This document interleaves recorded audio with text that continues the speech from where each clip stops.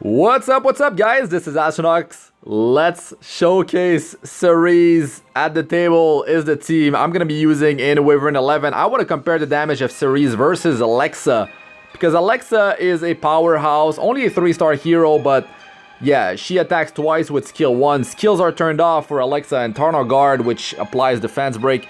I was testing Cerise, man. I've been testing her. I power leveled her, right? It took 3 hours. After summoning her, and I've been testing her in PvP. I made a video in PvP, didn't like it so much, still gonna release it later, but I want to start off with Wyvern 11. I've tried Wyvern, Banshee, and Asmanac Hunt. I like the numbers that I'm seeing with her. I was testing her with speed boots, but now let me show you her stats. I swapped to something that packs more of a punch, you know, higher crit damage, higher attack. Her speed is too high with the speed boots, so she's plus 15 skill ups, guys. So you know, I'm gonna showcase this properly. I needed to reduce her speed, especially for Wyvern, because I need Taranor Guard to go first with his like 200 speed. She was with speed boots like over 200. She was going first. I don't like that. I want her to go after with the defense break, so we can actually see those numbers. That's the gear that she is wearing. We only need 85% crit chance for well, because she's ice versus fire in Wyvern, right? So that's the gear that I'm wearing, and Daydream Joker is gonna deal quite a bit of damage there as well, because she's got some crazy critical hit damage. The speed is is okay. It's okay. She has a base of 122 speed, guys, over 3000 attack. Let's see those numbers, man. I'm excited to see them. So in the video we also have Alexa, so she's gonna be facing off there. Alexa has a bit more speed. Her crit damage is not as high. The attack is almost the same. Daydream Joker plus 30 as well, and that's her gear. Let's see the comparison, because I was testing her with speed boots, right? Cerise, and yeah, the damage was really nice. I was very surprised there. The skills are turned off, so it's only skill 1. So yeah, I'm really excited to see this in action here, and I have to break it down, guys. The showcase, it has to be like each hunt, and then I'm gonna have to do arena. Maybe I'm gonna show arena after Wyvern. I'm not sure exactly, but I need to do as Macalis the raid as well, because she actually gives quite a bit of morale in there as well. So I need to showcase her there, and yeah, I'm pretty excited for this.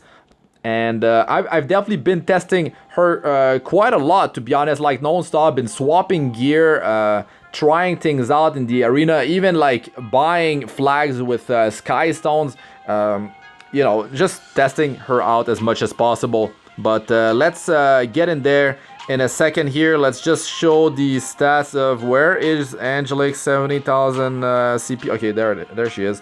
So that's her stats.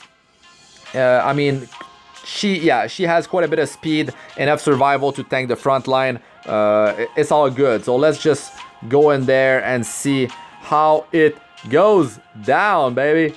Okay, add the skill ups. Who cares about the damage increase here? Okay, let's do it up. Here we go. Let's do it. I want to see those numbers with defense break. Man, with speed boots, I was seeing some pretty huge numbers. I was like, yo, I gotta pump the attack and the crit damage. I gotta get her in sync with Taranor Guard, because, I mean, yeah, to really show the numbers, right? Because if you're trying to tweak her for Wyvern, then you need to be after your defense breaker. That's just the way it is. Now, problems with this hero, right? If you're gonna be using her in PvP for her debuffs, right?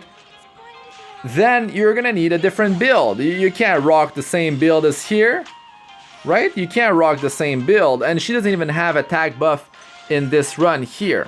So it's almost like I gotta test her out with attack buff as well. You gotta test her out with attack buff. So I guess I could make it happen. The damage should be high enough. Maybe just have Diene in the front line and Taranor Guard. Yeah, let's just replace. Yo, how much was that damage? Oh my god. Because the Wyvern just got chunked. And that's what I saw with the speed boots on her as well. She does a lot of damage per hit. It's pretty high. Okay, Alexa, she's crazy. 26,000. We have to see it again. We have to see it again. That skill 1 that she did, chunk the Wyvern. Battle result here. She's very close to Alexa. I saw her beat Alexa a few times with speed boots. So that's the thing, though. Maybe speed, of course, in PVE is usually the best, but I wanted to see like how big the numbers would be, right? So let's actually try it out with Diene in the front line. I want to see it with the attack buff, because Taranor Guard, he's got attack buff. I mean, he's not any competition, to be honest. But yeah, okay, let's buy that. Yeah, Alexa with the attack buff, and of course Cerise. I want to see how hard she actually can hit for. I don't know how long Diene can actually survive the front line. To be honest, like, I did put some pretty decent survival gear on her, so it shouldn't be too bad. Okay, so we got attack buff, but we don't have defense break. That's almost 10,000 on wave 1. They have pretty high amount of defense, to be honest. Yeah, they have a pretty high amount of defense.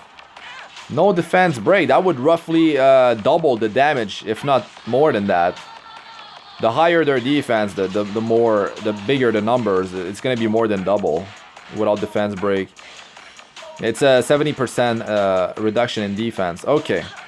Now we still have the attack buff on her. I think she's gonna use S2. Okay, we got defense break. Here we go. Okay, no attack buff on Alexa. She's about to go here. Dual attack with TG. Okay, the skill 2. Oh my god, 46,000. That's not bad. That is not bad. I mean, her crit damage is really high. Her attack 3k with the low base attack that she has. Skill 1, 34,000. Okay. Man. That was some numbers right there. That was some numbers. Of course, not a free-to-play friendly team, especially if you've been starting not so long ago. I mean, Diene, she had her rerun, right, after a year. But, I mean, you can rock with her in PvE, right? It's just that if you're going to be using her in PvP, you want to open up. If you want to counter cleave teams, speed cleave teams that boost combat truthiness, and you want to use her debuff, her restrain, then yeah, it's gonna be a different build. That's the problem. That's my beef with her so far. I'm swapping gear non-stop, and yeah, I mean, of course she's gonna work as a cleaver in PvP with those numbers. She's gonna work. The multiplier on her skill 3, I'm not quite certain how hard it hit for. It's almost like we should turn off her skills on wave 1 and just see how hard she hits for with that skill 3 on against the boss with defense break and attack buff. Okay, no defense break, so there's no excitement here. Still like over 10k here, but her stats are really high, guys. This is not like your entry level gear in Wyvern 11. I'm just testing her out with some decent stats there. Okay, no attack buff, 26.7k. It's Daydream Joker. You see, Alexa, I mean, she's a 3-star hero. She deals crazy amount of damage. You can just be using Angelic Montmorancy in the front line, Taranor Guard, a 3-star hero, and Alexa. That's your 3-man. Put a father in there, get experience on the father every time you run Wyvern, and that's it. Like, you don't have to worry too much about it. 14k, that was with attack buff, no defense break. Okay, now I want to turn off her skills and get back in there. Yeah, she's doing quite good. Okay, let's do it up here. So we turn this off. I want to just see how hard it actually hits for. I'm gonna have to try to cleave with her in PvP now. I wanted to use her for utility, you know, the reduction of 1 turn on the buffs of the enemy team, which was great, like to remove the immunity set. The problem came down to that 15% chance to miss, the innate 15% chance to miss. The ice element versus earth, always an issue when you're at elemental disadvantage. But anyways, we're talking about Wyvern 11. I mean, there's so many heroes that can cleave. I do like that she is immortal right after using her skill 3. That's really nice. Okay. She's got the attack buff. Everything is ready. Here's the skill 3. How hard does it hit for? 32,000. It was what, 46,000 on her skill 2? That's pretty nice.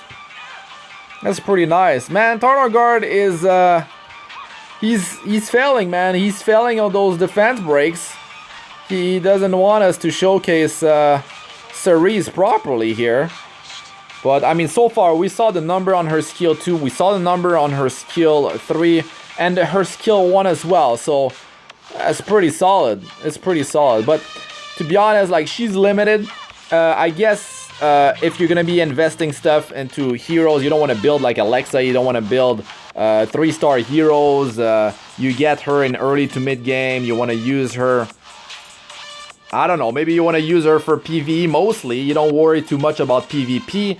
And then as you progress in the game, you transition her build from PvE to PvP. You like use very high, like max speed on her, effectiveness, speed set, hit set. You use her to counter cleave on defense. You're gonna use her on offense to counter cleave, which the thing is, there's not any cleave setup at all, like in high rank PvP.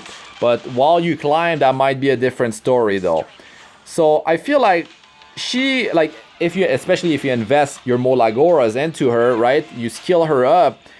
She's a pretty solid contender for PvE. Maybe you missed out on Seaside Bellona, right? Seaside Bellona is definitely overpowered. I will be, you know, comparing her to Seaside Bellona and Banshee and Azmanac Hunt. And here I'm testing her out. You know, I guess Alexa is pretty much, you know, the queen in here for dealing damage. Doesn't even have an animation. Okay, here we go here. Oh my god. Oh, what the... Okay, it's Alexa attacking twice plus the dual attack of TG. 46.4k damage.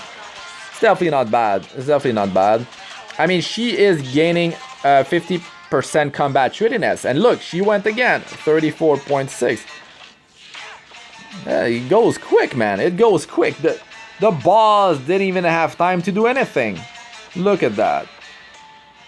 My god, the burst was crazy. It's just... Oh, man. So, yeah, I feel like you could definitely use her in early game. You don't want to farm the Catalyst for and 6-star Alexa. But the thing is, you can have Alexa, that 3-star hero you get from the connection. You can just leave her as a 4-star or 5-star hero with Daydream Joker. The key is defense break and Daydream Joker. You don't even need attack buff in here. I'm just doing it to showcase you guys the numbers, right? So yeah, I feel like she can definitely be used in early to mid game for PvE purposes, and then you would transition to another build in PvP for her, because you can, I mean, to be honest, like, you can cleave with so many different heroes in this game, especially if you're going to be using defense break. I mean, numbers get super inflated when you are able to land defense break. It's quite ridiculous. To be honest, I prefer cleaving with a light or dark hero because you don't have to worry about elemental disadvantage. And always that combo is huge amount of damage. That skill 2 and to skill 1 because of the combat readiness increase is insane. The Wyvern is getting murdered. I don't even know how long it takes. I didn't show the breakdown, but it should have been about the same. Should have been about the same. it seems to be pretty consistent. It's all about that defense break from Taranor Guard though. I mean, you can even have her as your forward. Let's say you have this particular setup, right? You could have her as your forward while we're getting the experience and gold. Well, it's mostly about the gold buff, right? The gold buff event. When we're getting 30% more gold as drop, it's about doing as many runs as possible. You don't have to worry about getting experience on a fodder during that time because those events are very limited, very short, and you should just squeeze as many runs as possible in there. And that's not a bad team right there. But of course, Diene is... I mean, you can just use Yuna, guys. The problem is you're gonna need a frontliner that can survive, right? So yeah. There are so many different team compositions for Wyvern. I mean, I like to show like free-to-play friendly teams like Angelic Montmorancy, Taranor Guard, and Alexa is really cool. You can use Angelica, which requires a lesser amount of stats compared to Angelic Montmorancy. You don't need to do a specialty, specialty change as well. So that's pretty nice. If you do have her, you just slap a prophetic candlestick on her, and that's the end. You don't even need Rod of Amaryllis. You can do the same. Put prophetic candlestick on Angelic Montmorancy. Even on Diene, it's gonna be just fine. I mean, Diene kind of needs that healing. Let's see how much healing she actually does in a run. It's like nothing, because the run is just ends. It's just like the Wyvern gets bursted. That's the thing though. The runs are very short, meaning that the combo of Cerise is happening and the boss dies. So it inflates her damage. Let's say the battle continues and she has to wait for her cooldown on skill 3 and skill 2. Now there's like, her damage is gonna start to drop, and I feel like that burst damage that we're seeing, and it might make you feel, guys, like she's like crazy damage, crazy burst, but you have to take into consideration that she's still doing her burst damage. She's going through her skill set. And my gear is definitely not entry level gear for Wyvern. It's just about showing you guys the numbers here. And I don't even have 100% crit chance, so she's built for like Wyvern only, because I'm taking advantage of that elemental advantage that I have versus the boss, which is fire. I'm getting a 15% crit chance bonus there. So keep that in mind, guys. So she does need to have Molagora invested into her. And yeah, you will have to swap gear. But I feel like that's not a bad idea. Like, you could transition in mid to late game into a more PvP oriented setup for her. That would involve going speed hit, stacking as much speed as possible, effectiveness over 100. I'm talking over 100 with even Curse Compass to have as much effectiveness as possible on turn 1, so you can actually use these debuffs properly. You're still susceptible to the innate 15% chance to miss, which like every hero has to deal with, right? So if you're trying to land debuffs, if you are trying to reduce buff duration by 1 turn for to the enemy team, you do have to go through that innate 15% chance of missing, which can be quite annoying, especially if you have to follow up with a defense break and then your cleaver or something like that in PvP. So yeah, I feel like in PvP, I kind of like her more with a... I feel like she might shine better on a like a turn two team. I mean, she's gonna go first, right? She's gonna like do her thing, but she's gonna stay like yeah, she's gonna have invincibility, so it buys her time, and then your team like is more tanky, so they can take the damage coming your way, and the enemy team might be out of sync, cannot use combat shrewdness boosting effects, so they cannot like go in sync right after the next, and your team might cut in somewhere in there, start to pick them apart, disrupt them, apply some debuffs, a stun maybe. I mean, they don't have their debuff immunity set anymore, so they are susceptible to being debuffed, but you cannot reduce combat readiness anymore. I mean, it was changed, right, before her release, so you cannot reduce their combat readiness. So quite a few setups got canceled because of that, right? You cannot just like cycle, you cannot lap the enemy team with pushing their combat readiness anymore and just gaining turns over them. Yeah, it does sound overpowered if they left it the way it was, but at least they swapped the debuff, right? Decrease speed is the first on the left, and then it's restrict. I call restrict restrain before, I think, something like that. It's restrict debuff, that's the name. So if a hero can only remove one debuff, it will remove decrease speed first before restrict, which was a buff. So that's pretty cool.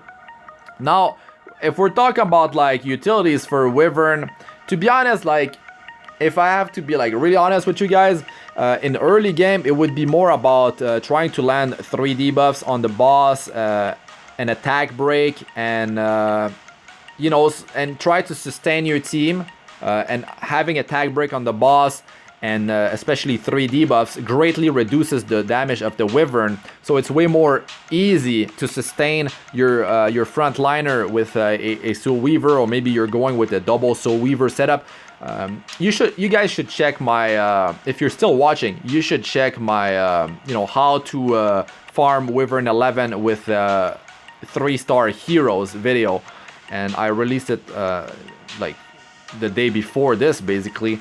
And yeah, it will give you a better understanding of what I'm talking about. But like, you don't need Cerise to do Wyvern 11. You can do it with 3-star heroes. It's just that I'm just kind of surprised by the damage she's dealing. Her multipliers, they seem to be pretty good, better than I thought, to be honest. So yeah, and the fact that she's gaining combat readiness with skill 2, that 50% is huge. And that 15% is very welcome too. Daydream Joker is a big part of the damage that she deals. So stay tuned for my other showcases of Cerise, Banshee, Azimanac Hunt, Azmakalis Raid, of course PvP, Arena, Guild Wars, maybe you know, World Arena later on, Hall of Trials, the Abyss as well. Now, those debuffs, I mean, decrease speed, yes, it's a given. It's useful in PvE. But restrict, on the other hand, I don't know. A lot of bosses might be immune to it, so I have to go through that stuff, and I'll talk about it in my my videos. But the boss, I didn't talk about it during the runs, but the Wyvern is actually immune to a restrict and decrease speed debuff, and also is immune to combat readiness reduction effects, right? But if you are able to apply restrict in PvE against a boss, some ads and stuff like that, you cannot reduce their combat readiness, and that could be a big problem, because reducing their combat readiness might be a key strategy in a lot of the fights in the Abyss, or whatever content gets released in the future, to allow you to like lap the enemy team, just gain more turn, and just like sustain your team, end up dealing more damage and taking less damage. So that is definitely, it could definitely be a problem depending on which monster are actually immune to restrict. But it is opening a lot of different strategies, because it's a new mechanic that got introduced in the game. But like I said, stay tuned for my other showcases of Cerise. But that's going to be it for this one, guys. Thanks for watching. I'm Astranox. Like, comment, and subscribe for more. Press the bell icon to be notified whenever I release a new video. And check out my other videos. They should be showing up on the screen now. I got playlists of all sorts for PvE and PvP, Arena, Guild Wars, guides, tips, and how-tos, and Abyss 462+, as well as best starter guides for my early to mid-game players. Actually, that video for Wyvern with 3-star heroes is in you know, that playlist, so check that out. It was advertised during the video on the top right. It's in my description of the video as well. In the comment section, I comment, and it's there as well. So anyways, you can check that out, guys. I have over 750 videos for Epic 7. I'm not planning to stop anytime soon. But anyways, that's really it for this one. Good luck with all you do. Peace out for now.